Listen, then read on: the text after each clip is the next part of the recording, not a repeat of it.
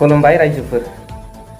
UPPL नि माखासे दैदेनगिरि बिथांमोना बिजेपिखौ बिटिसिआव लाइ होनानै ओरैबायदि लाइ होबाय जे नोंथांमोना मा खालामदो होनबाय, हगारनानै होबाय। दा अब्ला जोङो स्टेट गभर्नमेन्टआ थांनाय माखासे समफोरनिफ्राय जों ट्राइबेलफोरनि सायाव माबादि कलवार खालामनानै कलवारनि गेजेरजों जोंनि मोन्थाइफोरखौ राइट्स एन्ड प्रिभिलेजेसफोरखौ स्क्रेप बानायबोदों, जोंखौ जानगाराव दोनबोदों, सामससे होनानै बेल सासे लांदों, बेफोर खोथाखौ बयबो रायजो राजाफ्रा मिथियो आरो दैदेनगिरिफ्राबो मिथियो।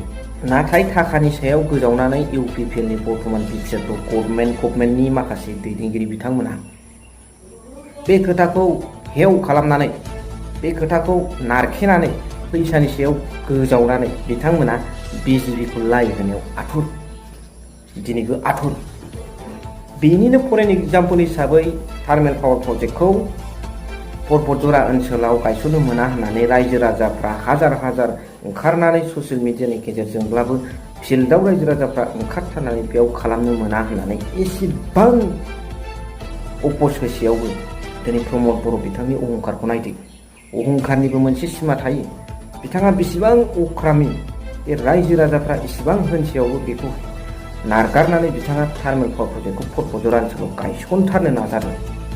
प्रमद बर' बिथांनि अख्रामनिखौ होनब्ला नोंथांमोन रायजो राजाफ्रा बुजिदो।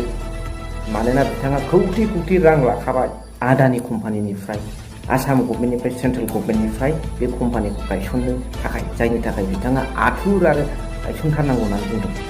जों ट्राइबेल आरो बर' रायजो राजाफ्रा जेखि जाया, नाथाय बिथाङा गायसनथारगोन। आरो मोनसे खोथाखौ रायजो राजाफ्राबो बुंदों जे नोंथांनि खोथा मथे बेयाव गायसनफैमारोब्ला रायजो राजाफ्रा 8,000-10,000 जन साख्रि मोनगोन होननाय, बबे बबे पस्टआव मोनगोन, सोर होगोन साख्रिखौ, पारमानेन्ट ना अस्थायी, बेफोरखौ मोनसे रिटेन डकुमेन्टस बिदों। नाथाय प्रमद बर' बिथाङा बेखौबो होनो साहस गैया। फारसेथिं गिख' हाबा मावनायाव, फारसेथिं बिथाङा अख्रामि।